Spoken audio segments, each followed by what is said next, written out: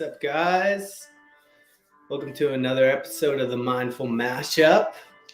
We're hanging out today with a partner in MindfulMEDS, a good friend of mine, Mike Brodeur. He's an ex-professional athlete, goalie coach. He's doing some really cool stuff in the hockey world. And we're going to be chatting today about, your journey and then psychedelics, how they played a role, how we see all these other tools integrating with sport and hockey in particular, as well as all sorts of sports. Welcome, man. Thanks for coming. Hey, thanks for having me, man. That's good to have a conversation here. Thanks for having me.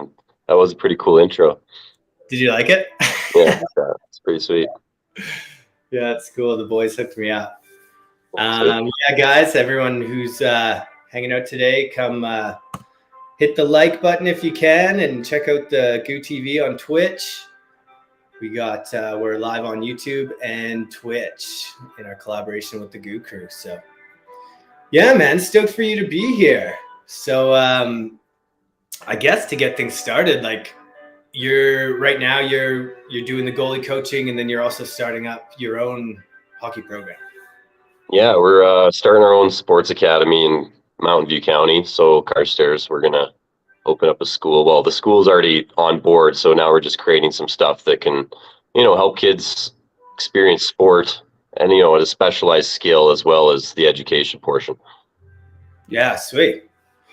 That's awesome. I think too, like I briefly mentioned there, but being able to take these skills that you're learning and that you've learned through your story and be able to help integrate that in with sports is going to be so powerful for this next generation that's coming up. Definitely. My brain was so broken when I played, performance anxiety, other things, whether it's performance or injury anxiety, whatever it might have been. I never had the tools I have today to be able to work through these or reduce stress or get excited. So it's neat. The modalities that I figured out over the last, 10 years of, dealing with pain and trauma, and, it's going to help kids move forward. Yeah. How are you finding the kids coming up? Are they, especially coming in with social media, all these different things, are they different from like when we came up in hockey at that time? Oh yeah, it's night and day difference. The work ethic, the ability to work through adversity, it just feels like we have to approach it in a completely different way with, a lot more love and compassion. I find the old way of coaching doesn't work with these kids. If you yell and scream and get mad, they just don't respond. They don't respect. And I don't blame them, because I really didn't like that form of coaching, even growing up at that time. I would never really aligned or, liked having that style of teaching, where I think you need to connect with the heart first and then teach from there. And that's the biggest part with sports is I think we let the ego get involved, and, it's kind of tearing sports apart in the wrong way. Yeah. Yeah. It's interesting too, because they're on one hand, like you say, that work ethic and stuff. And that's where that old school mentality really brought that. But then that's also what is probably some of the quote unquote trauma or whatever, where those anxieties are coming from for athletes now, potentially from sort of those things that happened when they were younger. And then on the other end, coming at it from like a softer perspective, but they both have good things, and it's like almost finding that place in the middle. Definitely. You still got to be hard on them, right? And some kids still do respond to that, a little bit of a hard-nosed approach, but I still think, that most important part is, earning their trust first. I think once you earn a kid's trust, you can help them change their lives in a great way. But it's when you try to open their mind to a new perspective when they don't trust you yet, it's hard. And kids, there's so much information for kids these days that there's so many distractions. There's so many things that they can get lost in.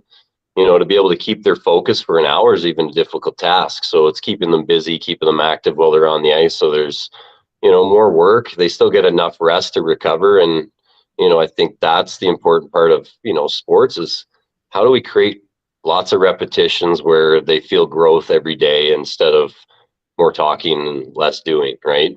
Yeah. 100%. And the energy that you're able to carry and the space you are mentally, the kids are going to unknowingly respond to that as well, right? Like, so if you're able to come at it from that perspective and create that coherence in the space when you're coaching, I'd imagine that will really respond for kids. Oh, it's amazing. And I've had some really good feedback from parents where we do classroom stuff in Cochrane, and we used to.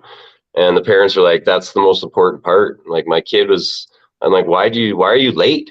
And he's like, I was meditating. And mom was like, meditating? Where the heck did you learn that? Well, Coach Mike was teaching me how to meditate in class. And they were like, I don't know what you did to my kid, but they're like, thank you.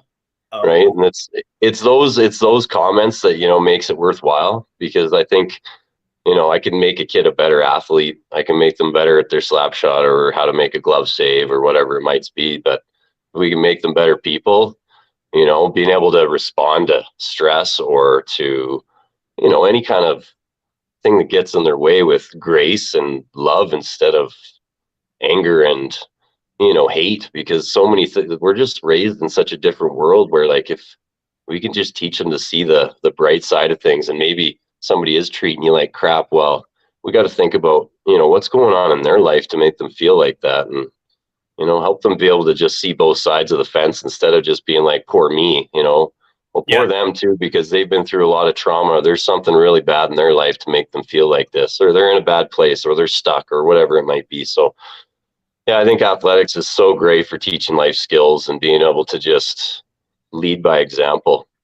100%. And it's such an intricate part, especially for the guys that are, and girls that are, going and taking the hockey more seriously. That's what they do all the time. So that's an integral part of their growth and their come up, right? Like, yeah, because they don't take kids. If you're not a good person anymore, you don't play on the high level teams. Yeah. Right. You need to be a good athlete and a good person. If you're a shitty person, they're not taking you. Right. They're going to look into your background. They'll find out what kind of parents you have, and they're going to decide what kind of team they have through that. Right. We're going to have a good team, but you need great people to have a great team as well. So it's so important, and kids don't understand that, their schooling plays a part in it, and the way they interact with people and the way they treat people plays a big part on, what they're going to do with athletics or in life or in business or in whatever it might be. Right. For sure.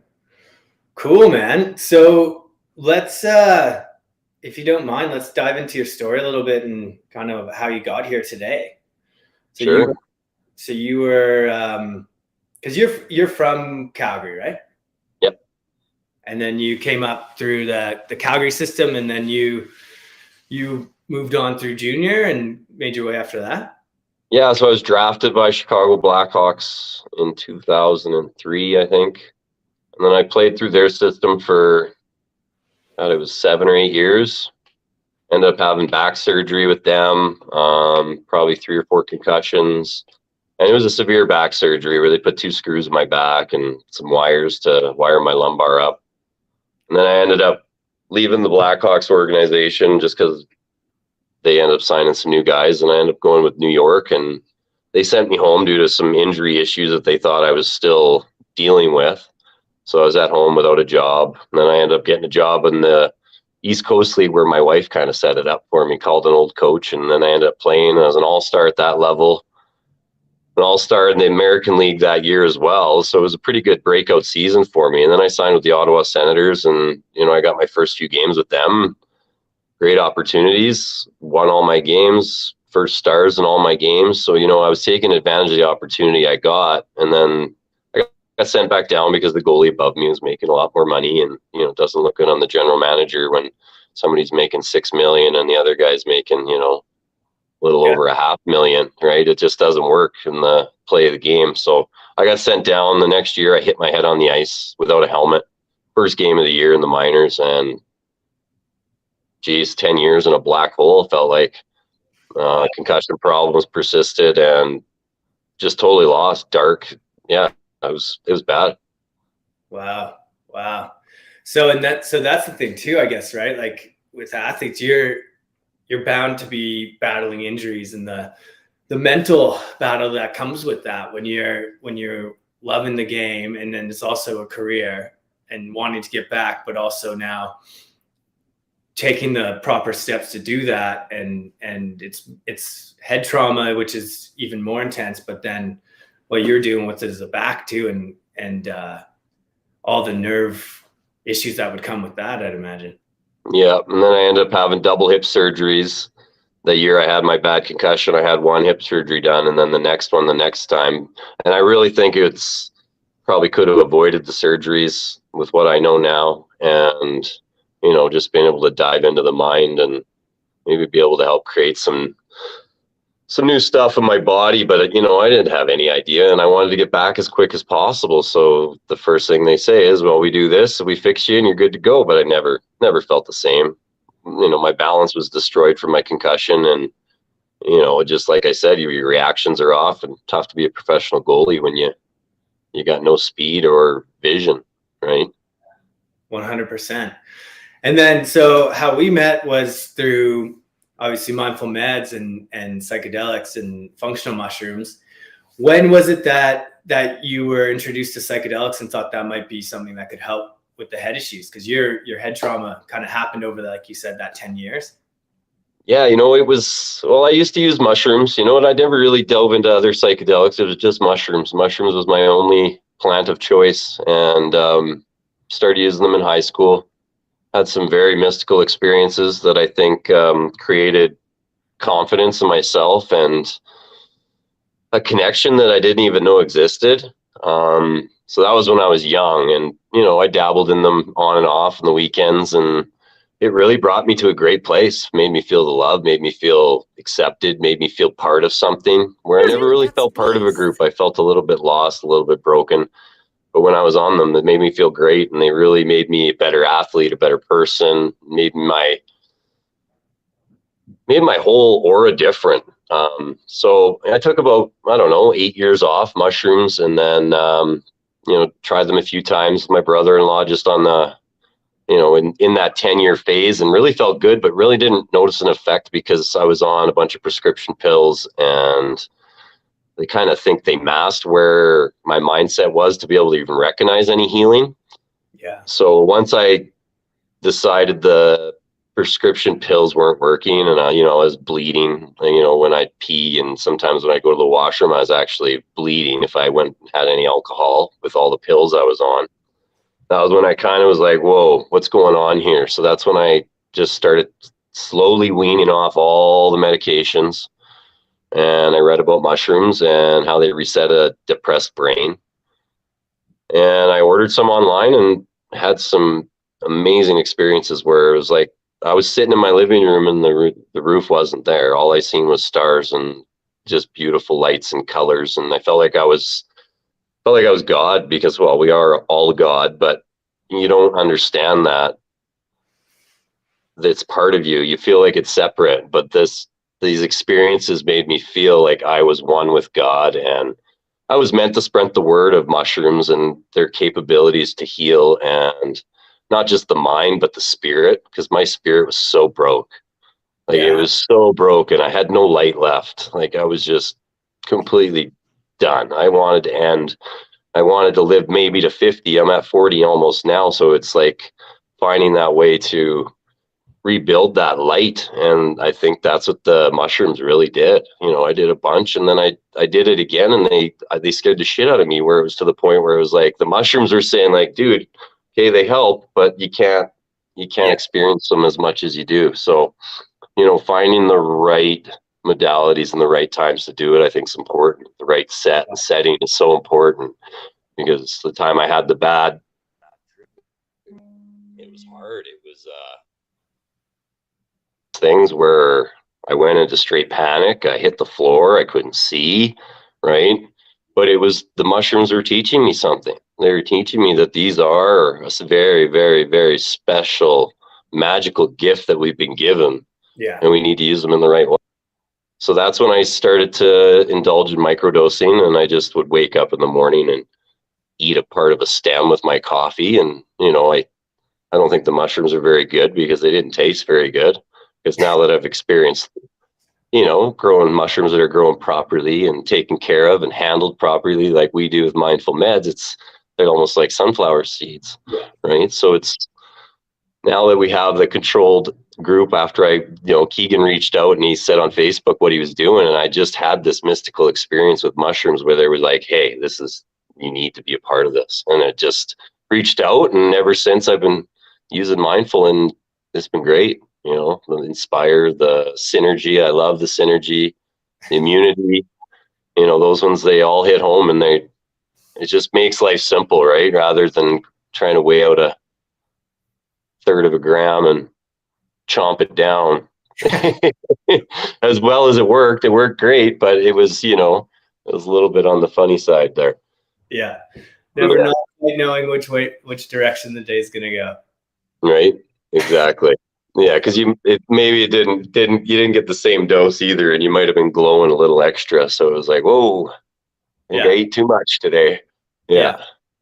So through your experience now, like seeing how you've been able to really go to more whole diet approach and a whole supplement approach compared to where you were through that 10 years and even through your career, how do you feel like that would have shifted things? Do you think that would have shifted things during your career, or do you feel like that I think so. I think if I would have experienced it while I was playing, like if we could have experienced a retreat as a team, I just think the magical bond you could create with that group of individuals would be something you could never forget.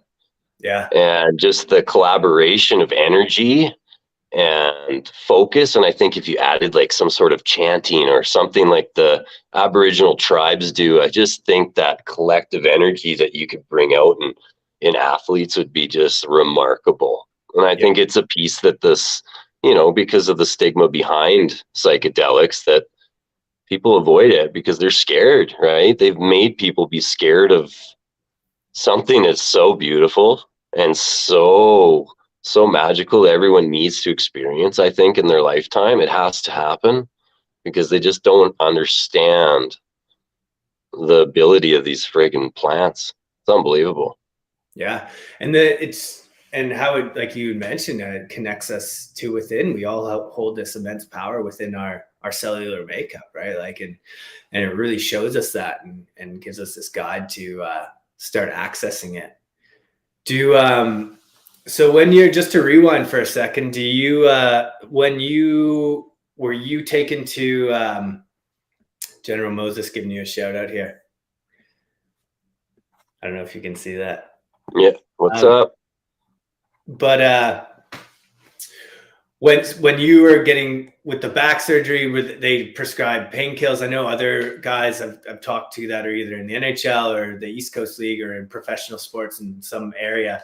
Usually when these injuries happen, they're right on prescribed these pain meds, and that can be a really hard approach in just this recovery model because it really numbs everything and doesn't really deal with even like you think about when that injury is occurring, that fear that you maybe haven't addressed yet of it occurring again, or like how that's going to affect your game afterwards, right? You were prescribed, how did that prescription process go? Well, after my back surgery is when I first got it, and they prescribed me Percocets, and I was taking, I think I was taking 8 a day for 3 months. And after the 3 months, I was still taking them. It was like I needed them. I think I was on them for a year, 2 years at least. It was just constant. And then it went down to Tylenol 3s where I just couldn't function without them. And then it turned into sleeping pills. And then we had a doctor in Rockford that was a plastic surgeon, and he would give out Percocets like crazy.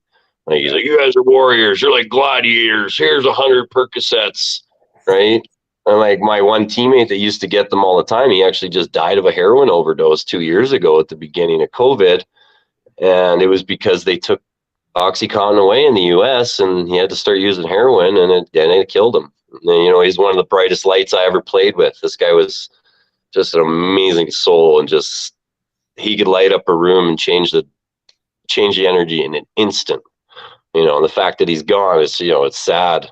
You know, he's going to be missed. And there's so many people that are leaving this place too soon because of these bullshit drugs, these illicit drugs that just kill everyone. And I think a psychedelic experience can help wean you or to help change your mindset of ever even experiencing something like that. Yeah.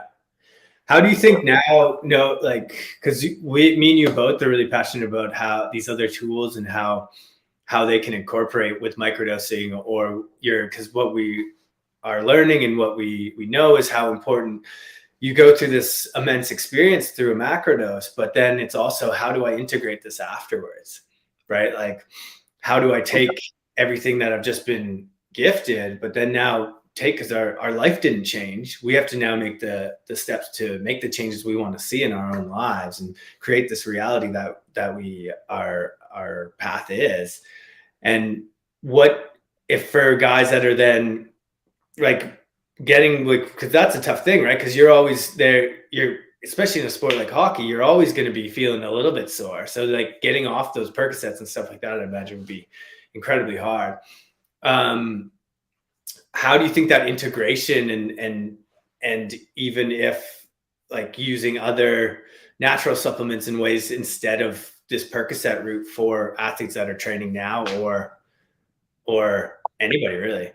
I think even cannabis for pain after surgery, because my second hip surgery, I ended up just going to the cannabis shop because I wasn't doing the Percocets anymore. There was no way. So I had to find like a bellhop at the hotel that went to the cannabis shop, and he met another person that had a license and they got me some cannabis. And it was unbelievable stuff. Like I was walking through Walmart the next day with one cane, and the other surgery, I was nearly dying on Percocets. So the cannabis helped way more without the groggy effect, the sick stomach, not being able to go to the washroom, you know, how it all bungs you up. So I think the natural modality is the way to go, you know, and if we can do some natural anti-inflammatories and, you know, all the herbs and all the plants on this planet that we could use to just help us heal faster, I think there's so many things that are missing because, you know, Western medicine likes to hand out the Percocets that make the money, right? Yeah. Or the pain pills or anything, right? Yeah. What did through that time period, I know you now explore breath work a lot and lots of different meditations, like you mentioned. When did you start integrating these practices in? I think it was about 2016. 2016, I started doing breath work. I experienced tapping, the emotional freedom technique. So that was like my first real breakthrough. Like I cried and cried for like 2 or 3 hours because like I couldn't watch hockey games. I would cry. I couldn't watch any of the friends I played with. I would break me. It would just fucking break me. So the tapping helped me get through that, you know, to just get over it. It was something that, you know, you had the world in your hand and then all of a sudden it was gone and then you had nothing. And it was such a hard experience, but you know, finding a way to get through that, and the breath work really helped. So I lost my brother-in-law to an overdose in 2019, and that's when I started diving into the Wim Hof breath work. So I tried it the first time when he went missing, and my God, the experience was absolutely incredible. I felt like I was on a flying carpet floating wherever the heck I wanted to go. I had to open my eyes because I felt like I was on a roller coaster. And then I was like, oh my God, what have I been missing? Right. Yeah. And then I started diving into it. I was doing it a couple times a day, just the breath and the feelings and the adrenaline. And like, cause I couldn't get adrenaline, right? Because my head was so screwed up. So be able to feel that again, where you're just like, fucking soul was alive instead of just feeling broken all the time. And like, it's just that simple. Yeah. And it's amazing how many.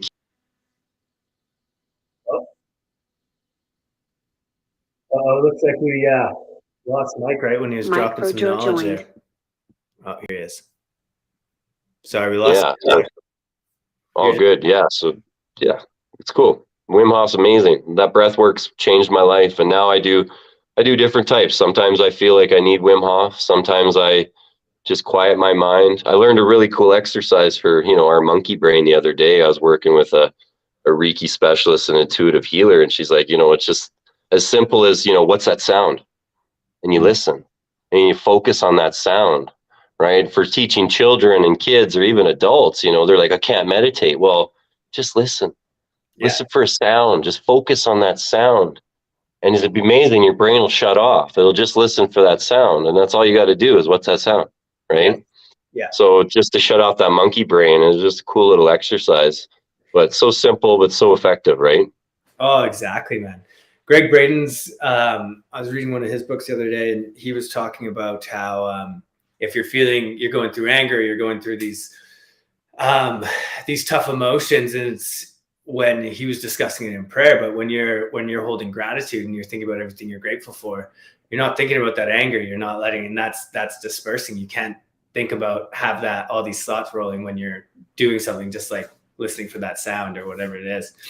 And it's really these initial thoughts, like everyone, it's about just getting past and letting those thoughts out and get into that calm space. Dude, that's we all have that noise, that stuff rolling around, right? Like surrendering is one that Michael Singer talks about, and that's a book about. But I'll throw those links in the chat too, because those are some heaters. So then you discovered breath work, and now you're integrating that in, and that's after. Now you're integrating that in after, because that's the thing too, right? Is coming off of those intense painkillers, antidepressants, all those things. Like your system has to recalibrate. You have to flush all that out so you can start feeling again. It was bad. Like when I was on all those pills, like my diet was awful. Like it was drinking pop all the time, potato chips, candy, just garbage, absolute garbage going in my body, and wondering why I was running like the Tin Man all rusted up, right? Well, what you're putting in your body's shutting you down, right? In your brain. And that's why the anxiety, that's why the pain, that's why everything started coming. And it's just like, listen to your body. Well, we're 90% water and you're not drinking any damn water. You got a pop beside your bed and you wonder why you feel like shit, and you're, right? There's so many simple things, but you go to the doctor, they don't go, well, what kind of diet? What are you eating? What are you drinking? What kind of stress levels do you have? They're like, oh no, these are your symptoms. Well, here's your 7 prescriptions. This should help you. Have a nice day, right? They don't delve into the root cause. They're like, here you go. This will make me an extra $1,000 a month, whatever it might be. Have a nice day, right? Yeah. Instead of going, what kind of stress are you under? Have you had any big life changes? Do you breathe properly? Like I feel like doctors should be a little more like a life coach, where you go see a doctor and they help you change habits and change your mindset, because right now they just go, here you go, have a nice day. Yeah. Right? Well, that's the funny thing, right? The system's not really designed for that, because to the data that they have, this gets rid of that. So this A plus B equals C, and that's not really how we're finding how it works, right? And it's exactly that. Like people, it's these little things. And like, we look at anxiety as this terrible issue, but anxiety is just our body telling us something that either we're not dealing with, or there's something unsettled there that we need to get to the root of, right? Like water's such a huge one. Like we got to flush out these toxins. Like how else are we going to do that if we're not, like you say, we're 90% water? And good water too, because half the water we drink is crap. Right? Like it's amazing, like the stuff that we go through, right? But it's finding the proper water that's actually going to replenish your system instead of, so it's tough. It's a bit of a path we got to weave through to figure it all out, right? Yeah. And I think it's not something that happens overnight either, right? Like I know for myself, when I first started discovering functional mushrooms, actually, as I was running marathons and ultra marathons, and these cordyceps were knocking I was all of a sudden knocking like 10 minutes off my 10K. I was like knocking, like I think I knocked 15 minutes off my 40K, and I was like, wow, this is crazy. And then so I'm like, that's when I started. This was in my early 20s. I got into mushrooms and I went down my rabbit hole, and what's gotten me here today, which I'm so grateful for. But that led me to eating more whole food, like even cutting out like I was taking no explode when I was training at the gym and that kind of stuff, right? And like getting off that. And then I was moved to cordyceps, and it kind of just slowly all started to, but then once you start getting that, you start feeling better. And this like, you start out, it's almost like that scale. And then like when you go and have bad food and you drink, not like we shouldn't do that, I'm not saying that, but the fall is farther. So then like you start to really see how it all works within your life. Yeah, it's amazing the energy you get when you find that clarity in the clean foods, right? Like I did the alkaline diet for 6 to 8 months and I never felt better in my life. But Yeah. then that addiction to sugar, it took over and it got me. And then I fell off the wagon hard. So it's time to get back on it. Yeah. Yeah. And I think that ebbs and flows, right? Like just for everyone. And we got to also be graceful to ourselves, to not be too hard on ourselves and be like, okay, it's cool. Like I went out and had fun. I was eating burgers, having fries. Like I'm never going to quit fries. I love French fries, you know, but like, I like food. I love food, right? Yeah. But it's also about then, yeah, okay, like what are these things that are happening? And then how can I address these, and like giving ourselves that space. So knowing that, are you guys integrating that sort of things into your hockey programs now? Like, are you talking a lot about diet, talking a lot about these natural supplements and these kind of things? Yeah, you know what? I teach the kids. A lot of them are fairly young, so focusing on, breath work. We were doing I have yoga instructors come in and teach some yoga to the kids. They do block therapy with them, just to teach them about fascia and the buildup of their trauma and whatnot through their body. But I always make the kids recognize their breath on the ice, teach them about, the connection between the brain and the heart, to be able to just relax their mind and calm their mind, especially in sports. If you can, react with your heart first, it's gonna help so much. So when we're on the ice, when they take a break, I always make sure they're focusing on their breath, taking deep breaths. So that's when they take a rest, I'm actually making them breathe. Yeah. I think it's so important. I'll ask them what they're grateful for at the beginning of ice times. What are you grateful for today? Because I think it's important that they recognize it. Whether they're saying it's their family or because I'm here or whatever it might be, it's just making them think about it. I think gratitude's so important, especially for our young kids, because they have so much and they're so spoiled. Just making them sit back and go, you know what, how grateful you guys are. You don't have a disability. Your legs work properly. Everything's great. So that's a big part for me, is making them realize how grateful, how lucky they are to be part of programs or have their parents even be able to afford to have them in sports. So breath, goal setting, visualization, teaching them how to get into that low vibration so we can actually create the emotion behind the visualization that's actually going to help it manifest properly. And yeah, it's pretty cool stuff. I like being able to teach the kids, because some of them look at me like I'm crazy Coach Mike, and some of them are like, this is amazing. I don't know what you're talking about, but I like it. Yeah. Well, that's just it, right? And we connect through emotion. So when we're giving that gratitude, you're getting that oh, I'm still Moses. Thank you. That's why someone earlier was like, oh, General, you don't look the same. Thank you, K-Strap. Thank you. I thought you had a nickname that I didn't know about. That's all. The fungi aficionado. That's my crypto name. But yeah, and that gratitude, that's that connection piece, right? And then when we're visualizing, we feel like we've already captured that and live in that feeling of that you've already completed that you're actually that vision is occurring, and live in that. So you're in the field, you're creating that reality. And that stuff is like, it starts to get pretty in depth, but just by doing that is so cool. And I think it's really powerful for these young kids, because they're, the kids have such a, they vibrate at such a beautiful level and have so much potential, and giving those skills at a young age, I'd imagine be so powerful. It is. It's magical to watch them grow, because I've been working with the same kids for, 6 to 10 years now, and some of their growth has been phenomenal. And some of them just started listening to the mindset stuff, the positive affirmations. I've been teaching them for 10 years, and they're like, I just finally started listening, and now I wish I would have started a long time ago, right? But that's kids, right? You're like, oh yeah, coach, all right, whatever.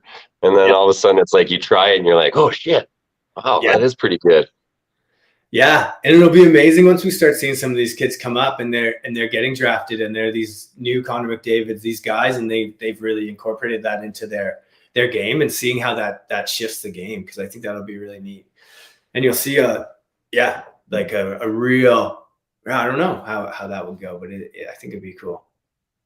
Definitely. Yeah. Breath Yeah. work's huge, man. I think the kids like, and it's just teaching them the simple things, right? Like quiet the monkey brain. It's hard for kids to meditate because really they're able to do it all the time because their brain's already at that level, right? We got to focus a little more to get our brain waves shooting at the levels we need to focus. Yeah. And they live in that naturally, in that place of surrendering where they just, whatever's going on, they're kind of falling to and going with the flow of it. Right. Yeah. Yeah. We got one question here from the Least Comic. He was talking about how with his Wim Hof, he was getting really dry in the nasal passages. Have you ever had to deal with that? Yeah, you know what? Sometimes that would happen to me. Like I sometimes would throw a piece of gum in my mouth. It tend to help me a little bit just to give a little bit of that moisture kind of happening through. But yeah, no, I've experienced the dry mouth big time. That's why sometimes I would do it in like a hot bath. I'd do the Wim Hof breath in there and then stand up and do the cold shower right after the hot bath. So I'd do a hot bath, Wim Hof breathing, and then I'd get up and do a cold shower for 5 to 10 minutes. Oh, cool. Yeah, it was just, that's kind of what was my quiet place, right? It was a place where I could go get away from the kids and the noise and turn on the fan and put a candle on and just do my breath work, right? So got to Cool. do it where you can, right? Yeah. Yeah. Great tip, man. Thank you. I never thought about the gum either, but that's interesting because I know for me with Wim Hof, I've found that as well. And I usually I find it's just that thing too, right? It's that again, that monkey noise.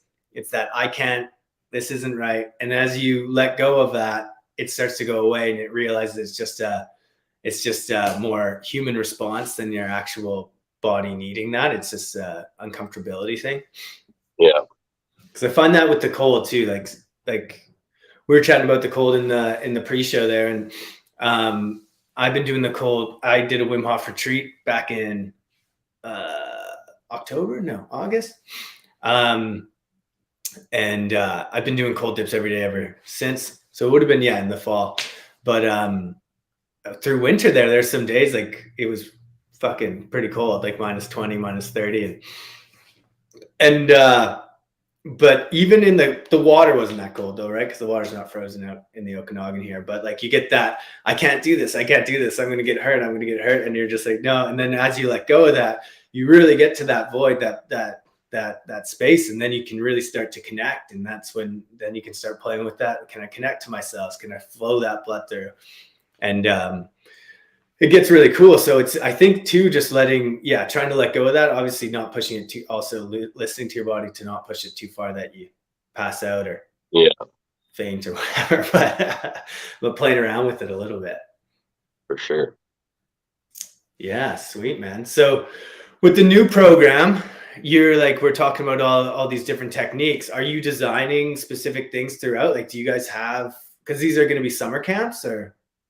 Yeah, well, we're hoping to open a academy that's going to be part of the school year. So it'll be part from September till May, probably. They'd be on the ice, or they'd be doing dry land or goal setting or, breath work, yoga. We'll bring in some boxing coaches, MMA coaches, just to teach them some different skills, right? Because I think fighting and sports are so similar, is just understanding body language and reading the body and how the head moves and posture and things like that. So those would be things we would add. I do the summer camps. So we got 6 weeks of summer camps, some in Fort McMurray, one in Vernon, a couple in Calgary, and we focus on the specifics of goaltending with breath work. And I'll bring in some psychologists to teach kids some stuff about the brain and help them out that way. But yeah, setting some basic goals just so they can see it on paper and they can actually figure out if they're achieving them, and just,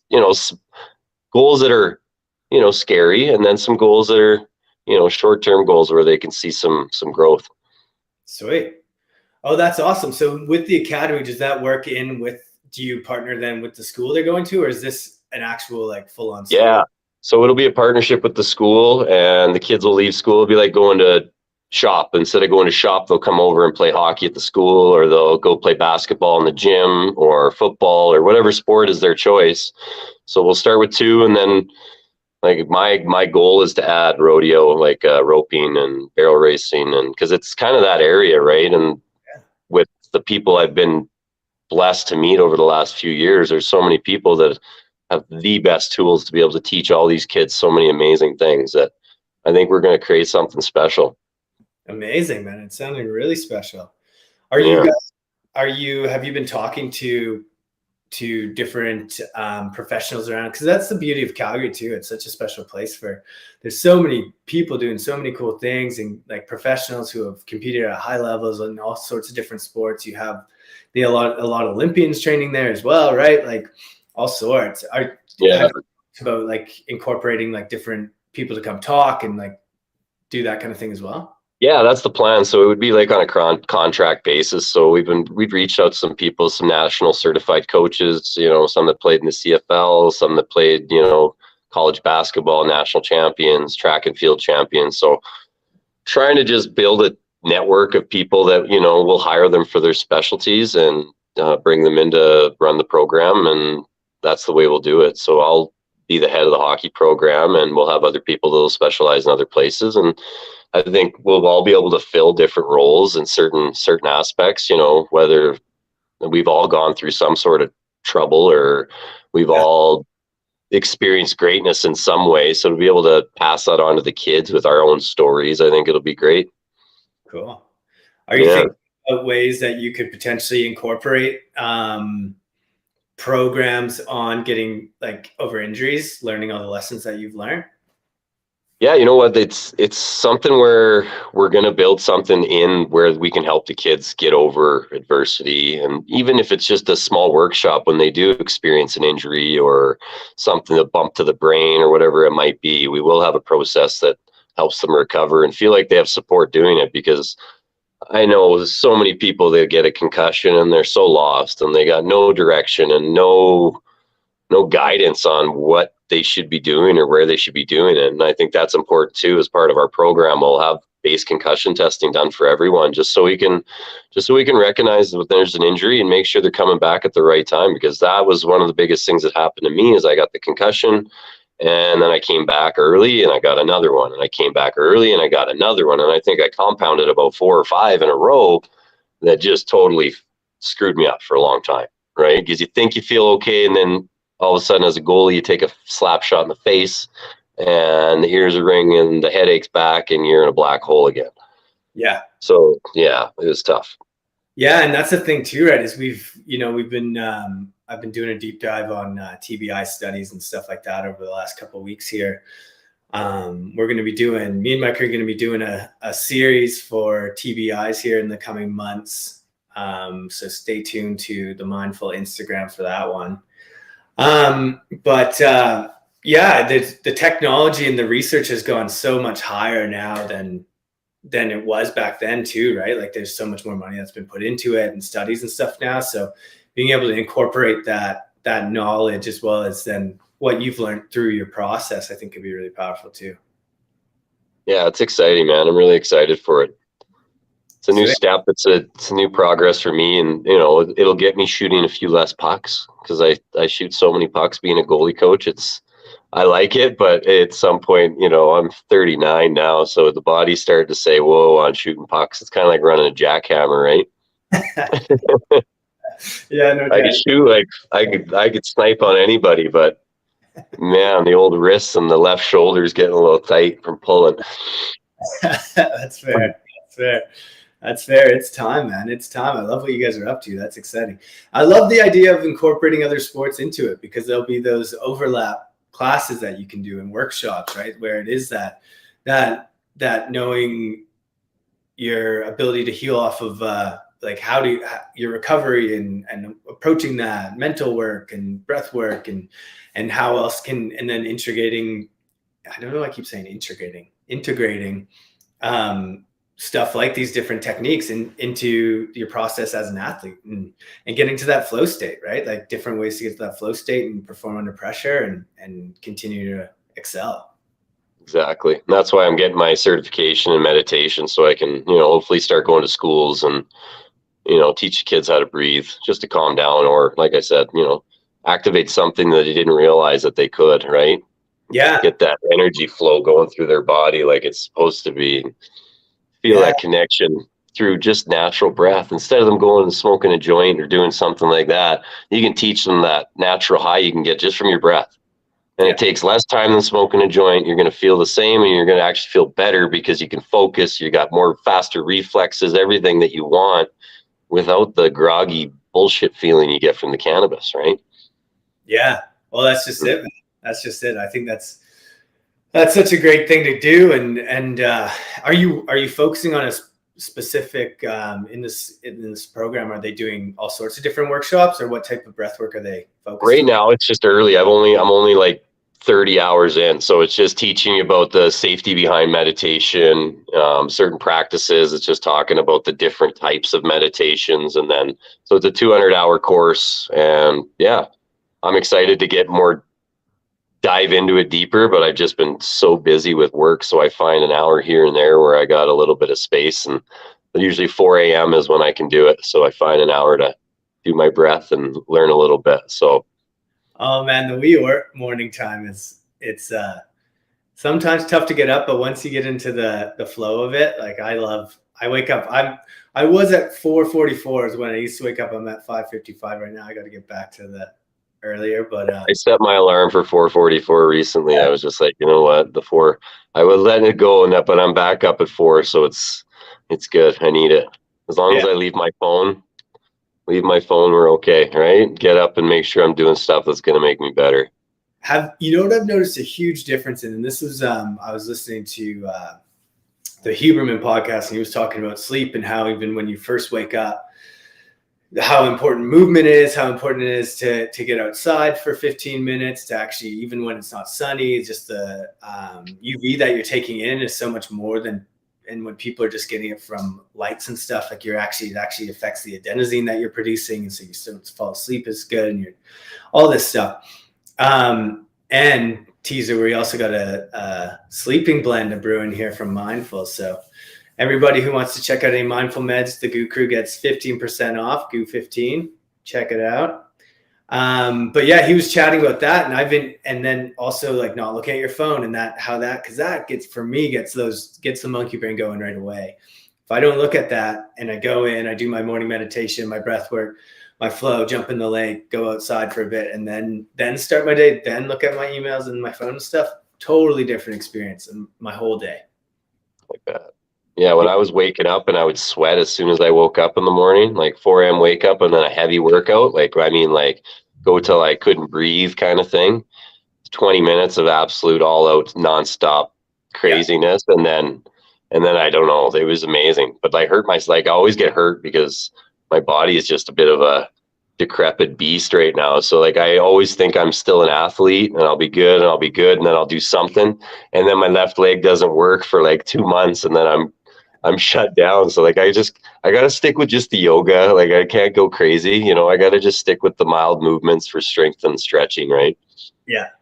Yeah. Well, I think you're in this big restorative phase right now too, right? Like getting the flow back to these places and getting that done. So like if you push it too hard, it would be really interesting to see how that molds. And as you keep progressing, if then you're able to get to that place again. Yeah, that's the thing is I try to progress too fast, right? So I'm always like, how do I get there, right? Where I got to just be satisfied with progression in general, right? That's the part of healing. Yeah, I think that's something we're all guilty at though, right? Like that wanting to get there so fast, but really all the lessons and the gifts are along the way. So we just got to really be patient and enjoy the ride. Well, I've had lots of teammates had lots of success on them stem cells, even for their concussions. They've done some of that stuff and seen some good progress. Yeah, that's another one to potentially look at. Have you looked at that? I haven't. No, I was just so busy with dealing with my brain that I decided, I should now, because like Christopher Stieg, I was having a conversation with him and, he had his brain bashed up pretty good, but he said that's what they did was stem cells and he had a lot of success from it. Oh, cool. Yeah. He used stem cells in his head. I think it was on his neck. The base of his neck was causing lots of problems. He had a bunch of scar tissue or something back there, and they used stem cells back there, and it fucking fixed him up. Wow. Dude, yeah. Was this in America or was it overseas?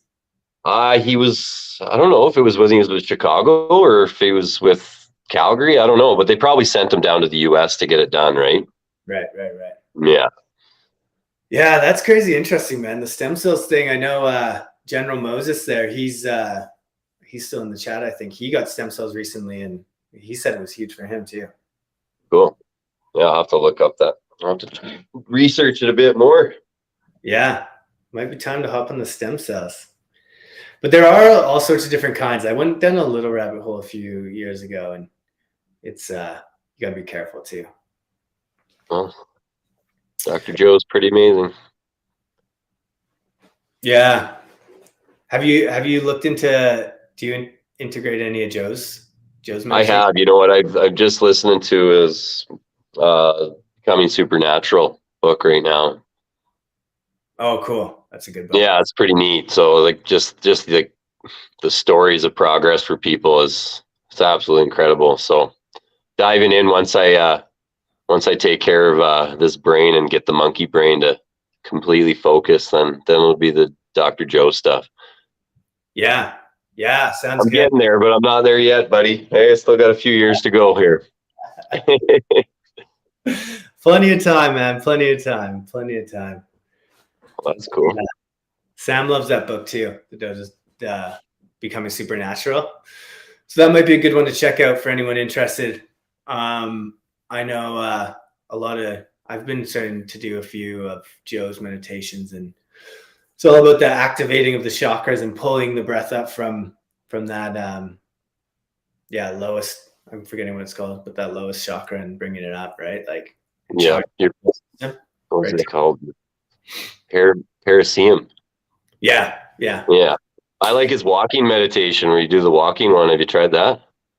I haven't tried that actually. It's like an hour and 10 minutes or something. But yeah, you start standing and then you walk and then you stop and you focus and you do like 10 minutes and then you walk. So you're walking into your future self. So it's really neat. Think of how you'd feel, walk how you'd want to walk. So you're walking into your future. You're visualizing what you want in your future while you're walking. It's pretty neat. Cool. It's powerful. Yeah. Very powerful. Sweet. Well, I'll add some links to the chat. I got to pull some up, but I know of another Joe meditation. We'll find that one and add it to the chat so everyone can see it. Have you had a chance to hear Stealing Fire or listen to Stealing Fire? No, what's that? Oh, it's a Stephen Kotler book about flow consciousness and psychedelics and like basically about raves and business people coming in, and they've been testing the Flow Collective and psychedelic experience and what they're able to create through that. It's pretty magical stuff. What's his name? Sam Kotler? Stephen Kotler with a K. Okay. Sweet. I'll check that out, man. Yeah, Stealing Fire. It's amazing. Talk about like somebody that stole a psychedelic back in way back and knew that he would die if he shared this drug with these people and shared it with everyone and knew he was going to get the death penalty for it, but he risked his life, shared it with all these people so they could experience it. It's pretty cool, man. Wow. Yeah. That's amazing. Oh, yeah. Thank you for that one. I threw it in the chat there too if anyone wants to check it out. Nice, man. Well, thanks for being with us today. This was fun. Yeah, thanks for having me. Yeah, it's great to chat. But as we sign off here, do you have any advice for the listeners or any young athletes out there? You know what? Just stay focused on you, right? Better every day.